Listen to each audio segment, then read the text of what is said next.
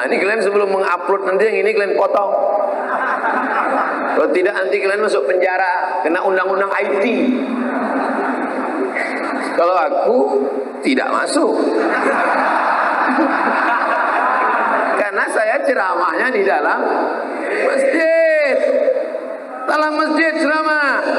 Tapi yang mengupload nih, awas lihat masuk. Saya kasih tahu. Sangka orang saya tak paham hukum. Kecil hukum.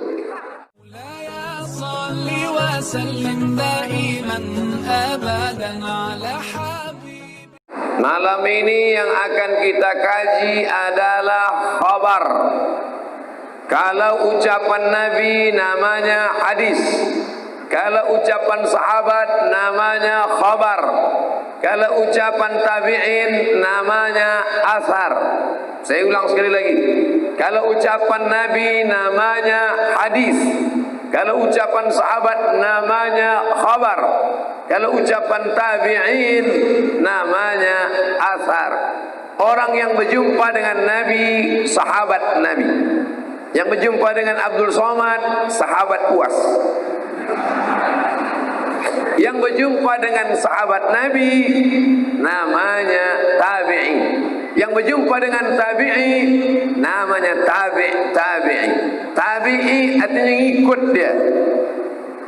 Setelah itu sampailah kepada ulama kita. Malam ini ada alim-alim ulama, buya-buya, kiai-kiai. Tak dapat saya sebutkan satu persatu. Mudah-mudahan pertemuan malam ini barokah karena kehadiran mereka. Adapun khabar, ucapan sahabat yang ingin saya sampaikan kita bahas malam ini, sahabat Nabi bernama Salman Al-Farisi. Al-Farisi artinya orang Persia.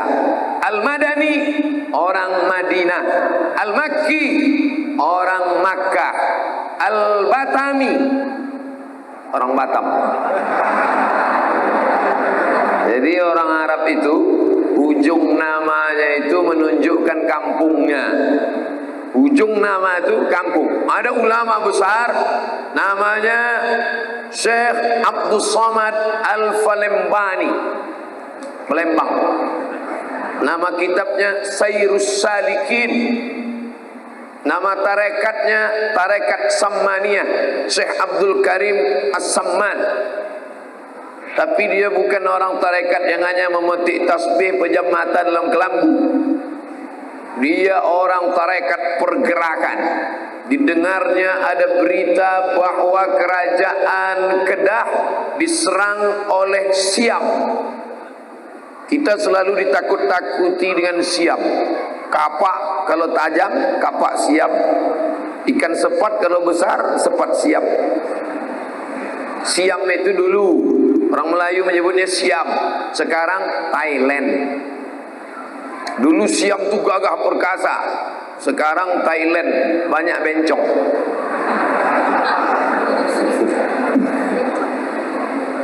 Ada kontes tiap tahun namanya kontes Lady Boy.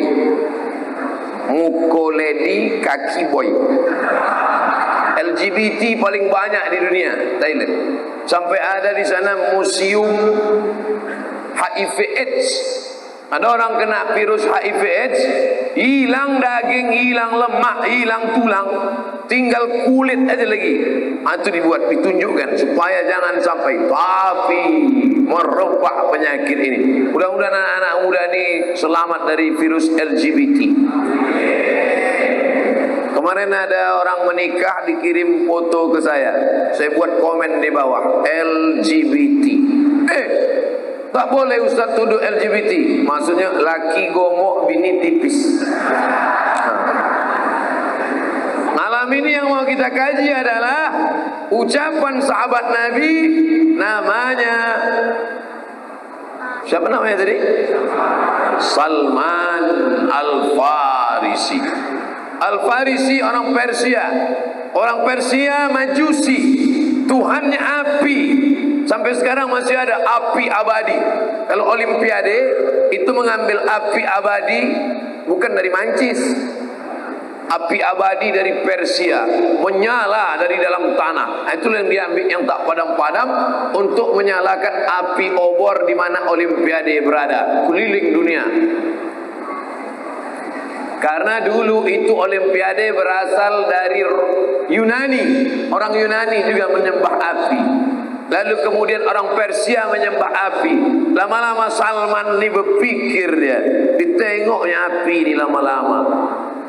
Api pula menciptakan, mana mungkin. Itulah makanya kalau punya otak dipakai. Ini banyak otak nih off.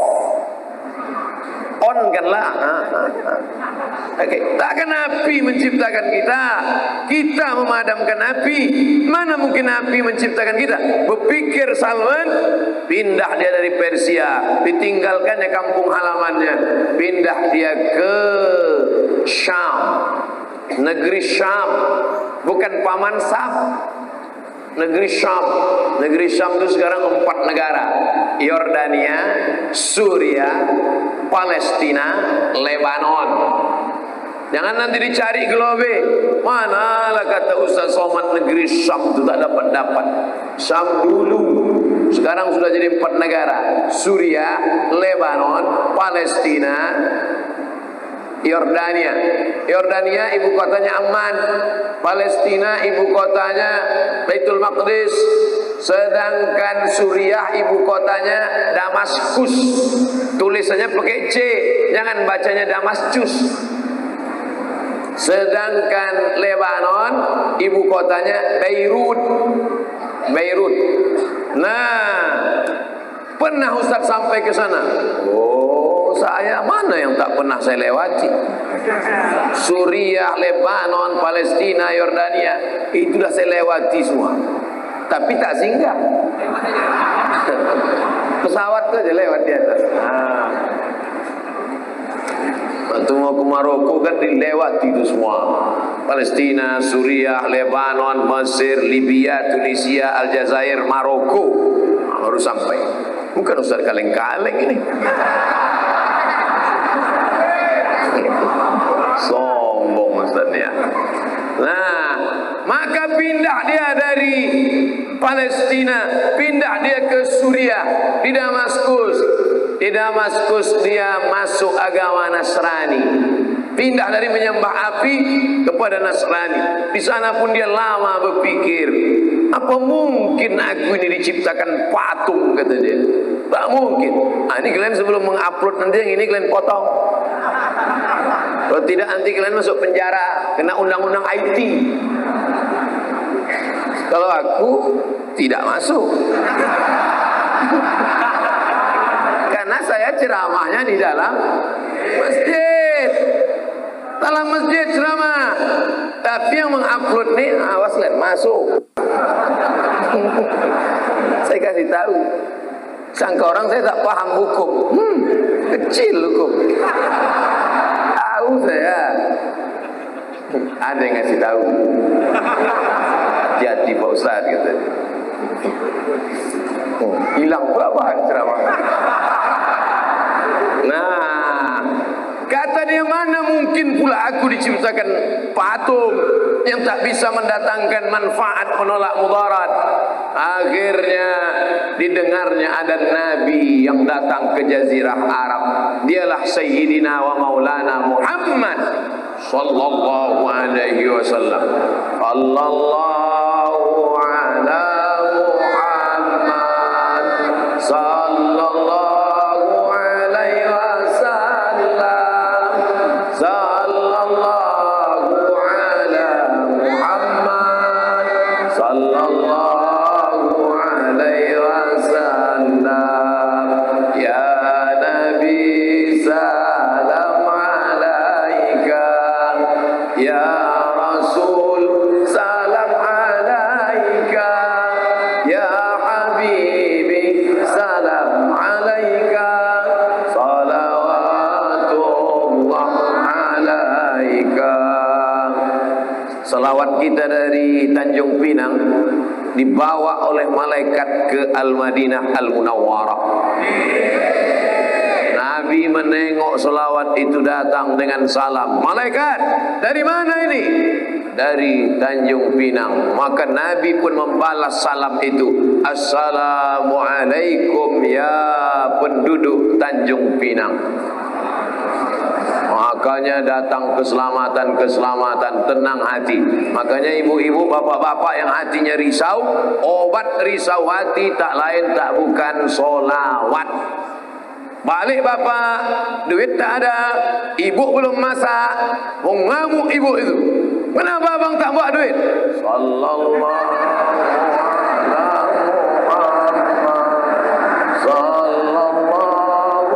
alaihi wasallam. Ibu tu pun tenang. Pas bapak buka tudung saji, tengok, kenapa tak ada gulai? Ibu tu pula berselawat. Sallallahu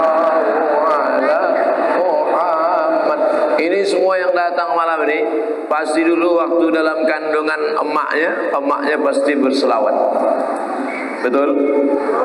Itu maka rajin pengajian. Adapun yang suka menonton keyboard tunggal dangdut itu dulu waktu dalam kandungan emaknya tak ada yang berselawat. Semuanya lagu dangdut. Lagu saya karena di masjidnya segan saya menyanyi, kok di luar saya nyanyikan dua lagu. Salman Al-Farisi, orang Persia, mendengar kabar bahwa Nabi Muhammad datang, dia pun bersyahadat, asyhadu an la ilaha illallah wa asyhadu anna Muhammadan Rasulullah. Mulialah dia, diangkat Allah lah derajatnya, putih bersih catatan amalnya. Maka siapa yang bersyahadat naik derajatnya, asyhadu an la ilaha illallah wa asyhadu anna Muhammadan Rasulullah, naik derajatnya. Mana contohnya? Nih langsung dapat kursi, naik derajat. Duduk di atas ni rasa-rasa Fir'aun. Bangkit angkuh, bangkit sombong, merasa diri lebih mulia, merasa diri lebih hebat. Abdul Somad, jangan kau merasa mulia. Tu'izzu man tasha, Allah mengangkat setinggi-tingginya. Wa tudhillu man tasha, Allah menjatuhkan serendah-rendahnya. Abdul Somad malam ini naik di atas kursi ini hanya untuk tausiah saja. 60 menit. Habis ini nanti saya tanya jawab, saya jawab pertanyaan-pertanyaan. Tolong pertanyaannya yang agak bergizi sikit, berkualitas. Ini pertanyaan, kenapa banyak asap sekarang? Apalah pertanyaan, macam baru kejadian. Udah berpuluh-puluh tahun asap itu datang. Itu kan rutinitas. Kita lanjutkan. Nah, kata Salman Al-Farisi, setelah dia masuk Islam, dia bersyahadat, dia pun menjadi orang baik, maka semua dosa-dosa dia dulu menyembah api, menyembah patung, menyembah berhala, diampunkan Allah Subhanahu wa taala. Inilah dalilnya orang yang pernah syirik, kalau dia taubat diterima Allah. Betul? Tapi ada ustaz ceramah katanya, siapa yang syirik maka tak diterima Allah. Maksudnya syirik tak sempat taubat. Syirik tak sempat taubat, mati neraka jahanam tempat. Unlimited, tak keluar-keluar. Itu maksudnya. Tapi kalau dia syirik sempat tobat, maka tetap masuk surga. Anak lajang umur sudah 35 tahun, tak juga nikah, nampak anak gadis, adik mau nikah sama abang? Apa? Panglatu, panglima lajang tua? Cuy, kata. Diambil air ludah anak gadis tadi, dibawa ke dukun, dibaca-bacakan dukun, maka datang ke dukun itu syirik, musyrik, balik ke rumah mati, masuk neraka jahanam sama dukun-dukunnya sekali. Oleh sebab itu ku sampaikan pada kalian, hai dukun-dukun, bertobat kalian dukun. Hai ID, Ikatan Dukun Indonesia, tobat kalian. Ya Allah, sudah ku sampaikan ya Allah. Tak takut Ustaz Somad kalau dukun ini menyantet Ustaz Somad. Kalian santet aku, masuk surga aku langsung Jannatul Firdaus. Banyak pula mengaminkan. Amin gitu. Biar supaya mati kena santet. Orang yang mati kena santet mati syahid.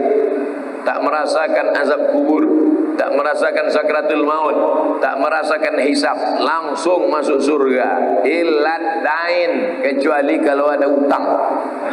Makanya kredit lunasilah.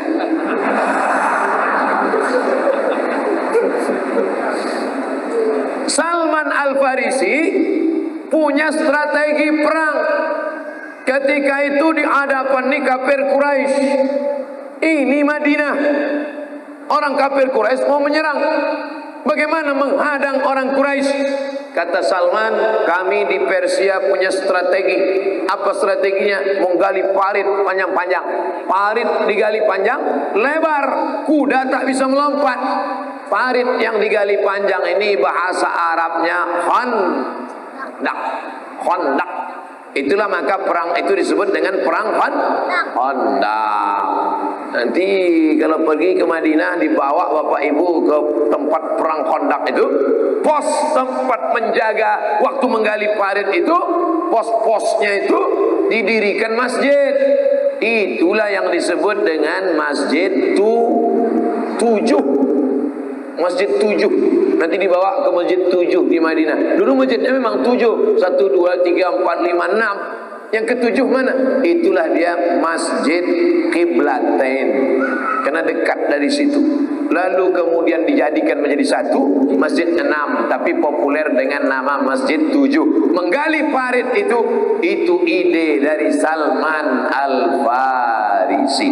Artinya apa? Islam tidak mengharamkan produk dari negeri kafir. Menggali parit itu produk, ide dari negeri tak Islam, boleh dipakai. Itulah maka malam ini kita tetap pakai kamera Sony. Sony itu bukan dari Arab Saudi. Sony itu dari Jepang. Kita pakai HP Samsung. Samsung itu dari Korea. Kalau dari Arab namanya Samsudin. Mohon maaf Pak Samsudin. Itu singgung dilaporkan pula ke Pak Polres. Lah tak ceramah wak esok pagi. Nah, Salman Al-Farisi tadi mengeluarkan statement. Apa statement ini Ustaz? Cakap Nabi, hadis namanya.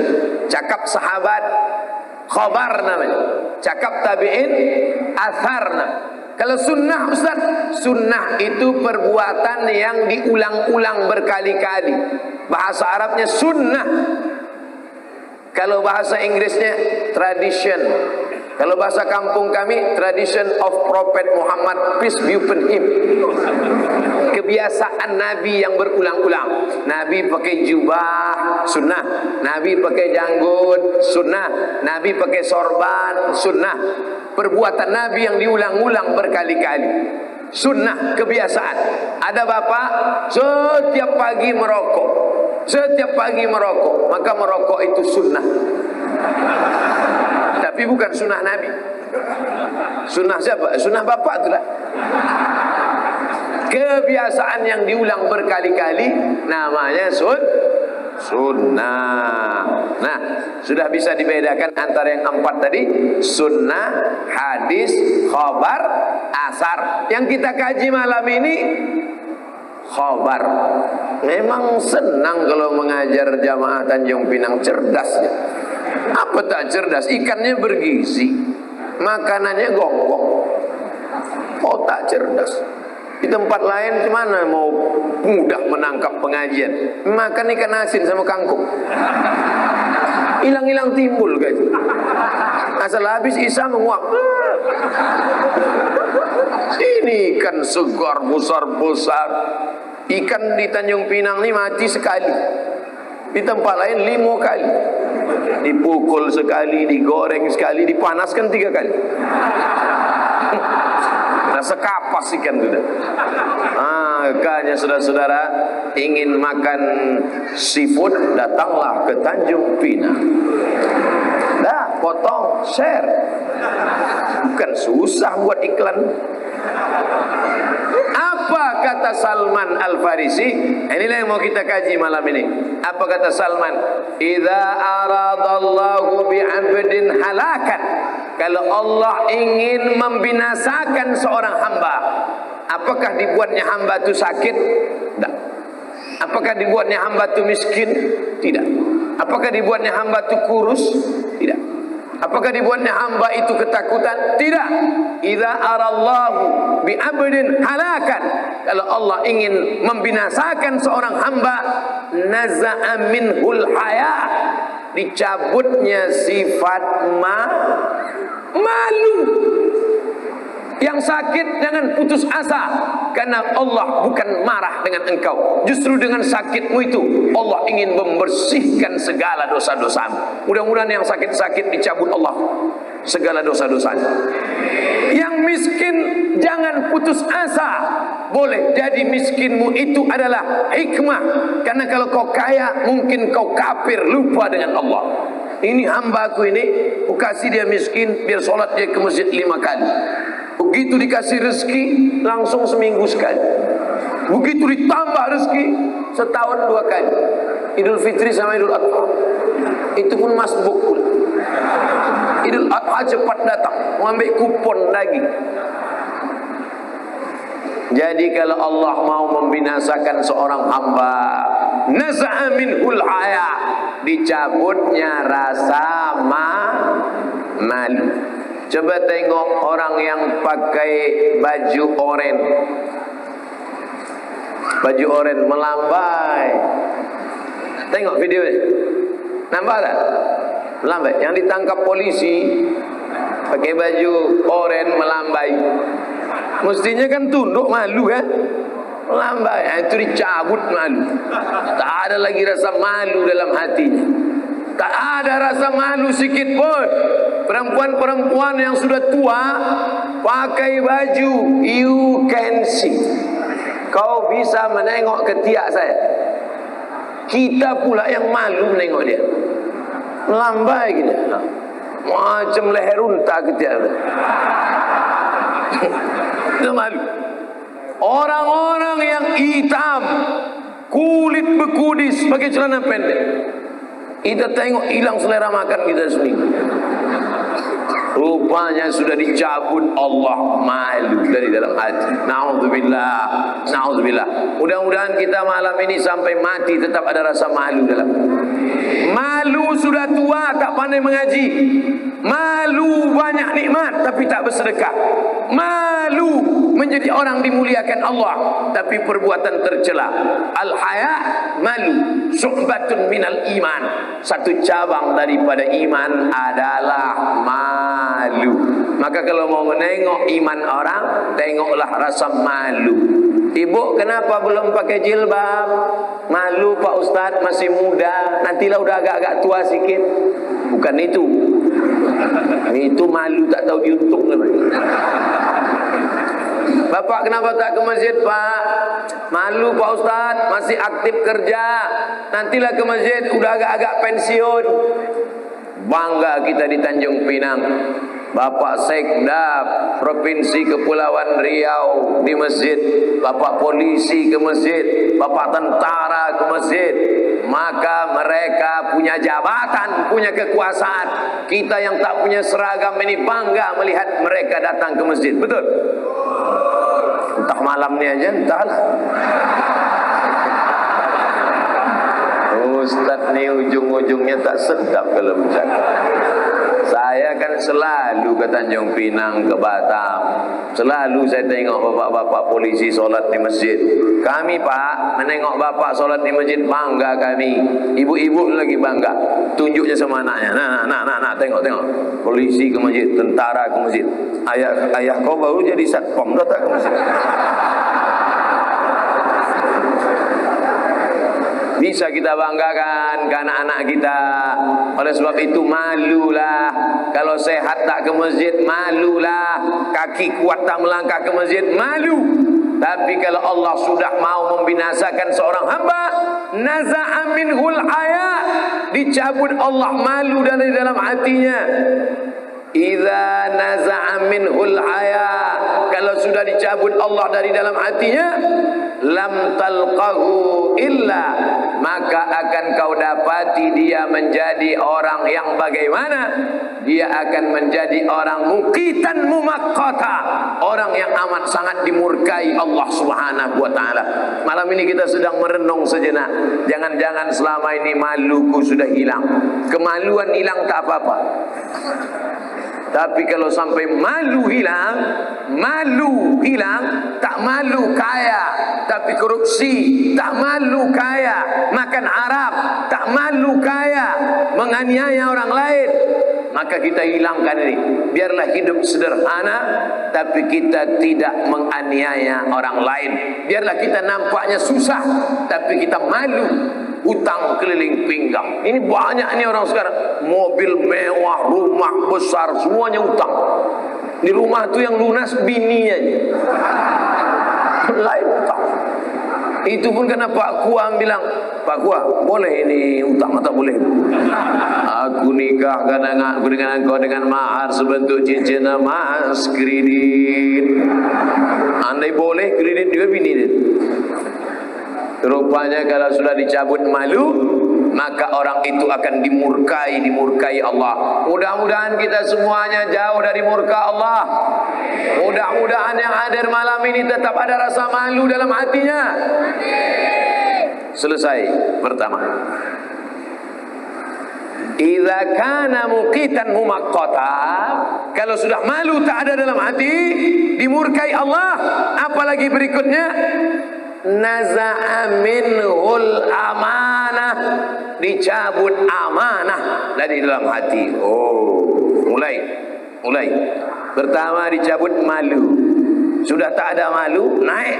Dicabut Allah amanah di dalam hati. Fa idza kana, kalau sudah dicabut Allah amanah dalam hati, maka bagaimana dia? Kana khainan mukhawwana, dia akan menjadi pengkhianat yang luar biasa. Karena lawan dari amanah adalah khianat. Suami kalau sudah dicabut amanah dalam hatinya, menjadi suami yang pengkhianat. Istri kalau sudah dicabut amanah dalam hatinya, menjadi pelakor. Anak kalau sudah dicabut amanah dalam hatinya, dipakainya duit uang SPP kuliah untuk beli sabu-sabu. Di mana anak ibu sekarang? Masuk paret, sakau. Nauzubillah. Jabatan amanah, tapi kalau sudah dicabut Allah amanah dari dalam hati, menjadi pengkhianat. RT menjadi pengkhianat, RW menjadi pengkhianat, Kades menjadi pengkhianat, Bupati menjadi pengkhianat. Wali kota jangan ada orang Islam. Saya kira jangan ada di sini. Ustaz Somad berceramah nyindir-nyindir aja. Enggak. Saya bukan menyindir, saya sayang kepada saudara saya. Maka orang yang menganggap saya sebagai saudara, dia tidak tersinggung dengan cakap saya. Apa yang dicakapkan Somad tadi? Sebagai saudara, dia sedang menasehati saudaranya. Wa tawasau bil haq wa tawasau. Pengajian bulanan pemerintah Provinsi Kepulauan Riau. Saya mau tengok, mana tahu. Saya pernah tausiah, selesai ceramah baru nampak tema pengajian. Rupanya di luar tema. Itu maka ditengok dulu. Pertama dicabut malu. Kalau sudah malu dicabut, maka dia akan menjadi orang dimurkai Allah. Setelah itu dicabut Allah amanah. Kalau sudah amanah dicabut, maka dia menjadi pengkhianat. Guru amanah, digugu, ditiru.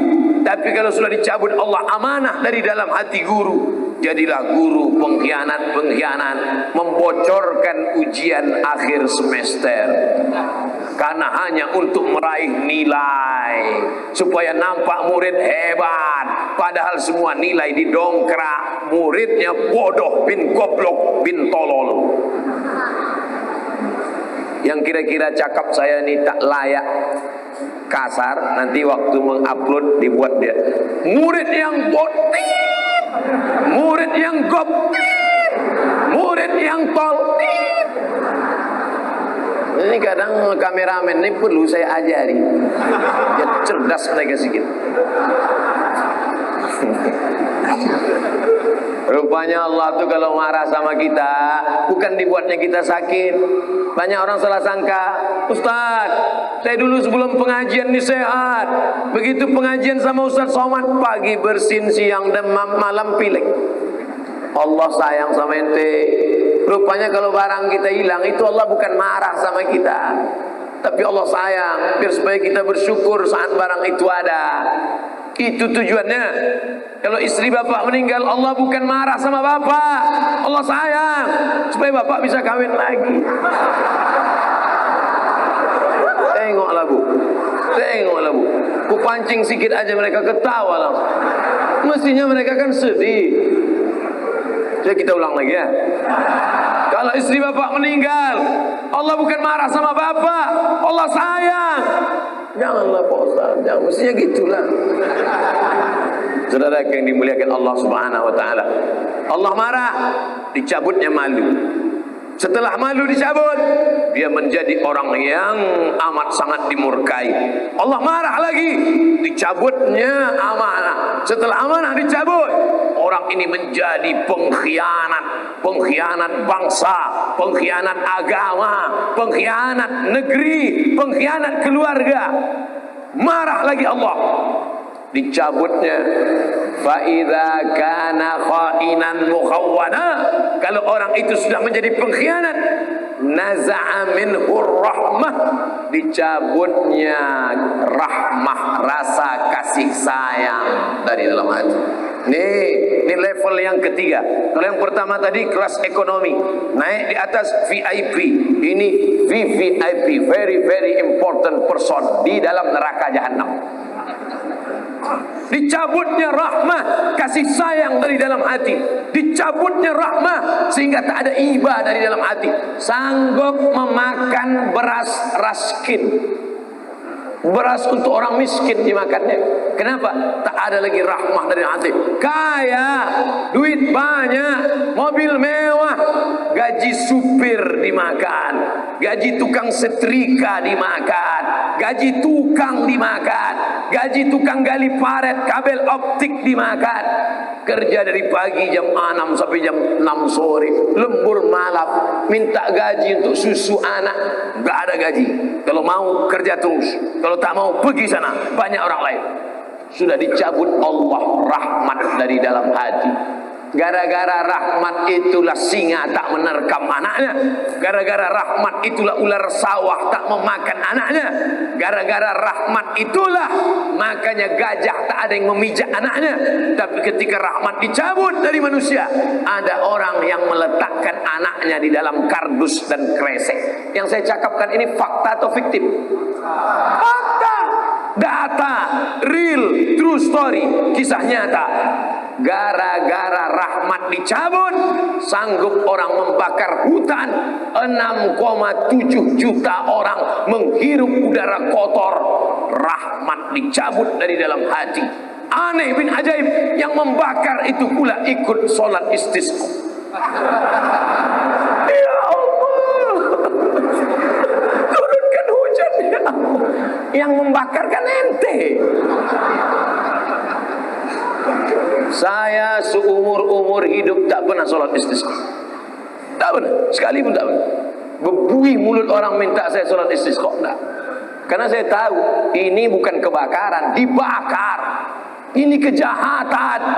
Mendoakan orang jahat kok didoakan. Pembakar-pembakar ini mesti digantung di Monas, ditembak. Ustaz radikal ini. Setujukah Bapak Ibu pengedar sabu-sabu ditembak mati? Mana yang lebih berbahaya? Pengedar sabu-sabu apa pembakar hutan? Nah, itu jawabannya. Kalau pengedar sabu-sabu yang mati, yang sakau hanya orang beli sabu-sabu. Tapi yang membakar hutan, bayi-bayi kena ispa. Tadi berita masuk ke FB, apa yang terjadi? Orang hutan pun jadi korban. Ular. Menengok gambar ular. Ada yang dapat gambar ular? Ular sama anak ular sama cucu ular mati. Bayangkan itu. Ini kejahatan luar biasa. Siapa ini? Ini bukan orang per orang. Karena dari dulu nenek moyang kita kalau mau nanam padi memang bakar hutan. Mau bakar hutan. Tapi kenapa tak ada berasap zaman dulu? Karena ini pembakarannya adalah korporat. Orang-orang yang memang jahatnya luar biasa. Maka tidak bisa dilawan dengan istisqa. Harus dilawan dengan penegakan hukum yang tegas. Betul? Takbir. Yang takbir-takbir aja kan. Saudara yang dimuliakan Allah Subhanahu wa taala, dicabut malu, dimurkai Allah. Dicabut amanah, menjadi pengkhianat. Dicabut Allah sifat rahmah. Lalu bagaimana dia? Idza naza'a minhu rahmah, kalau dicabut rahmah dalam hatinya, lam talqahu illa fazzan ghaliza. Dia menjadi orang yang amat sangat keras, dendam kesumat, tak ada kasihan dalam hatinya walau sikit pun, tak ada iba dalam hatinya. Dia memandang orang itu macam sumut saja. Tapi orang kalau ada dalam hatinya rahmat, tak sampai hati menginjak sumut, tak sampai hati menganiaya orang, tak sampai hati menzolimi orang. Naik ke atas.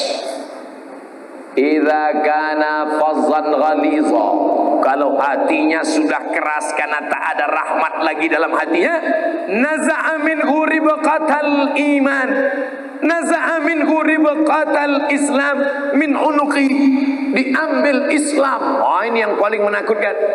Ini yang paling mengerikan. Ternyata Islamnya sudah dicabut Allah. Dia menyangka diri dia Islam, tapi sebenarnya Islam sudah dicabut dari tengkuknya, ditarik Allah Subhanahu wa taala. Idza naza'a minhu ribqatal Islam, kalau Islamnya sudah ditarik dari tengkuknya, Islamnya sudah dicabut dari ubun-ubunnya, bagaimana dia? Lam talqahu illa syaitanan la'inan mula'ana, dia pun menjadi setan yang terlaknat. Pakaiannya pakaian Islam, jubah bajunya baju koko Islam, bentuknya bentuk orang Islam, tapi dia adalah setan yang terlaknat. Dan prosesnya ada 4. Mudah-mudahan kita selamat dari 4 proses ini, insyaallah. Ulang lagi Pak Ustaz. Dicabut,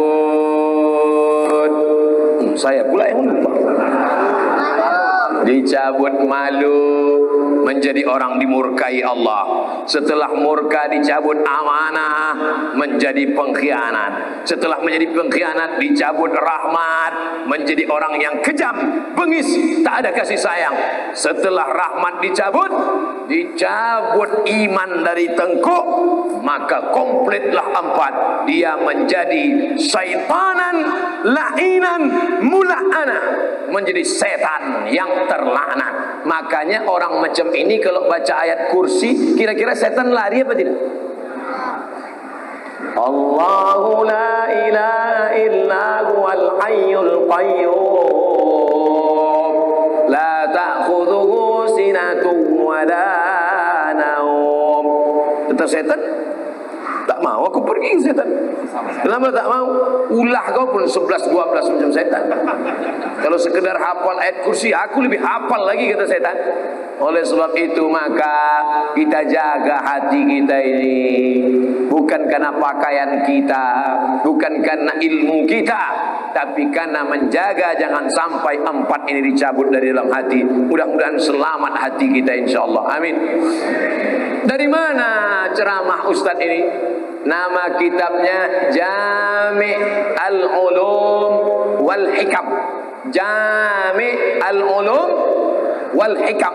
Jami artinya kumpulan. Al-ulum, ilmu-ilmu. Wal hikam, hikmah-hikmah. Jadi di antara ilmu-ilmu hikmah-hikmah, inilah dia ucapan Salman Al-Farisi. Malam tadi pengajian di Masjid Raya Nur Ilahi Dompak. Ramai. Bukan itu standar berhasil pengajian. Standar berhasil pengajian adalah besok pagi ada perubahan perilaku dan amal. Amin. Yang selama ini pengkhianat berubah menjadi orang yang amanat. Lawan dari pengkhianat amanat. Yang selama ini kejam, bengis, punya pembantu, punya babysitter. Babysitter, tukang gendong, tukang dukung anak, dibawa ke rumah makan mewah, bapak makan mewah, istrinya makan mewah, anaknya makan mewah. Tukang gendong anak dibiarkan. Bukan ditawari makan, makan aja dia makan. Kan keluarga kita, sahabat kita, harus dimakan. Sanggup pula dia makan dengan kawan, dengan teman-teman, makan. Pas giliran bayar, mbak, itu berapa pak? Saya aja sendiri. Na'udzubillah. Kalau sanggup, ajak orang makan. Kalau tak sanggup, kita sendiri aja. Diam-diam makan sendiri. Saudara yang dimuliakan Allah Subhanahu wa taala. Tapi kalau ada rahmat dari dalam hati, besok pagi balik dari pengajian ini, pergi ke panti asuhan, ajak mereka makan, ajak mereka buat baik, ajak mereka belikan baju. Yang sanggup belikan baju anak yatim, fakir miskin. Kalau tidak sanggup, doakan mereka, karena doa juga adalah bagian dari kebaikan-kebaikan. Lembutkan hati, sering-sering ke panti asuhan. Lembutkan hati, tengok anak yatim. Lembutkan hati, sering-sering ke rumah sakit, menengok orang kena penyakit kanker, menengok orang kena penyakit tumor, melihat orang kena penyakit tulang. Dengan itu datanglah kelembutan dalam hati. Abdul Somad tak ada orang menasihatinya. Siapa yang menasihati Abdul Somad? Tak ada. Lalu siapa yang menasihati Ustaz? Saya pergi ke rumah sakit nengok orang sakit. Hai Abdul Somad, nanti kalau kau sakit macam ini penderitaannya. Ada orang kena tumor leher berlubang, kena tumor mata bengkak, kena tumor perut besar.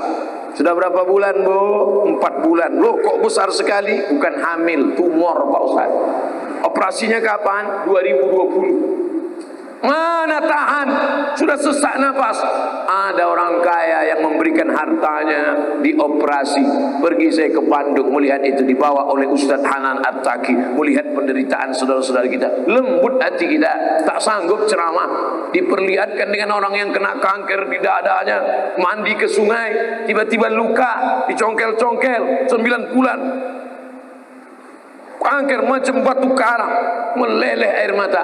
Melihat mereka menderita, tak sanggup. Kepada Al-Mukarram Ustaz Abdul Somad dipersilakan tausiah. Tak sanggup saya tausiah, menangis saja kerja saya di situ. Begitu dah jauh sampai ke Tanjung Pinang, baru sanggup tausiah lagi. Apa maknanya?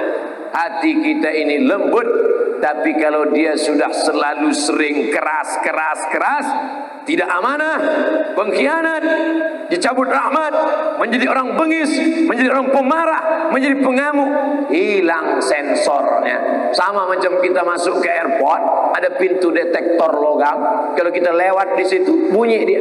Tet. Ikat pinggangnya Pak, nggak ada. Tet. Sepatunya Pak, udah buka. Tet. Ada HP Pak, sudah tak ada. Kok terus bunyi Pak? Rupanya lutut besi. Operasi kemarin di Singapura besi.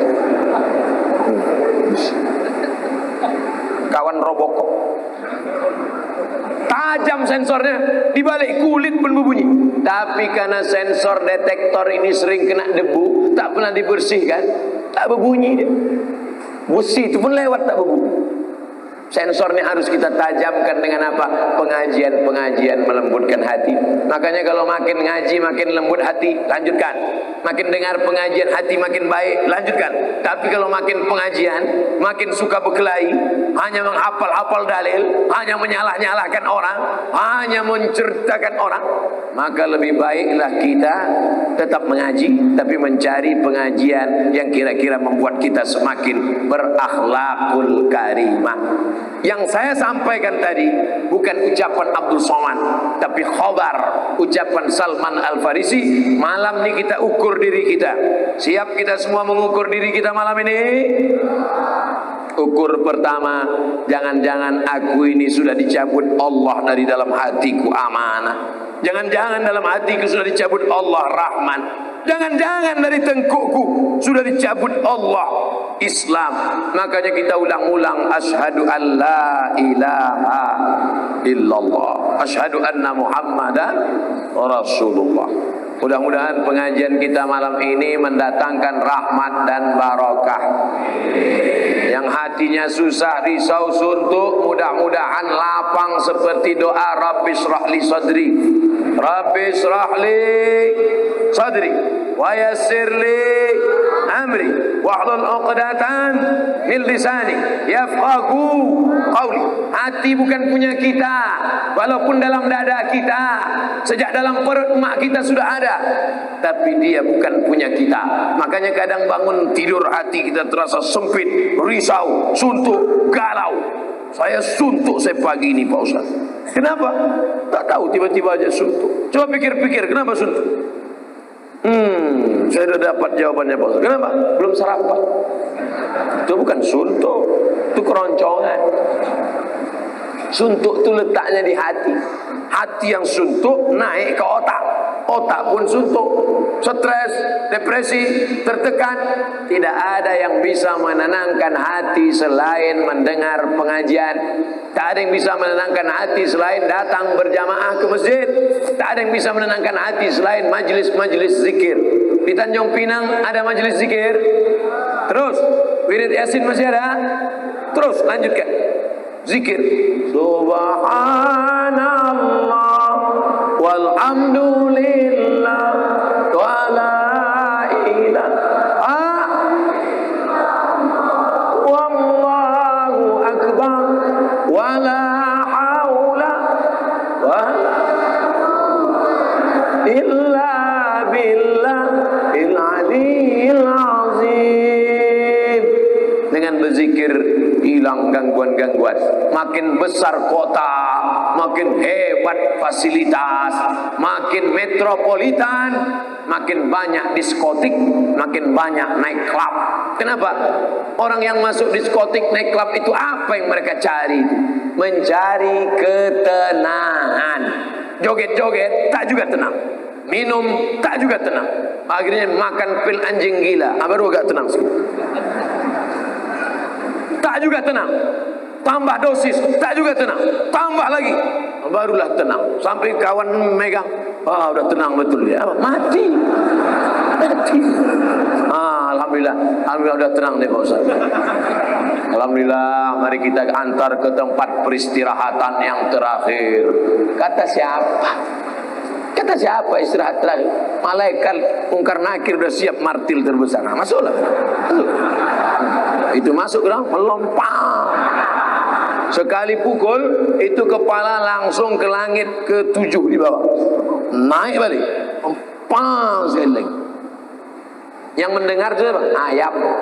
Ayam yang dekat makam berbunyi. Kok kata ayam. Cerita sama ayam. Apa ini? Itu kepala si sakau itu ke dalam.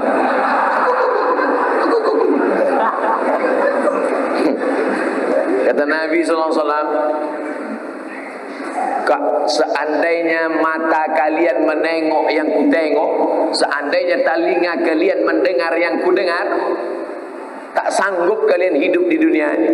Itulah mengapa kita lewat kubur tenang-tenang saja, karena kita tak melihat apa yang kita lihat. Seandainya kita melihat apa yang dilihat oleh malaikat, apa yang dilihat oleh binatang, apa yang dilihat oleh Nabi SAW, tak sanggup kita hidup. Jadi kita tak bisa melihat apa yang dilihat Nabi, tak bisa mendengar apa yang dengar Nabi. Itu adalah rahmat syafaat dari Allah SWT. Gara-gara itulah kita masih bisa hidup malam ini dan masih bisa mendengar pengajian. Ada pula sebagian orang, aku jangankan mendengar yang didengar Nabi, mendengar ceramah Ustaz Somad itu pun udah mau mati juga aku. Wah, itu setannya udah luar biasa betul.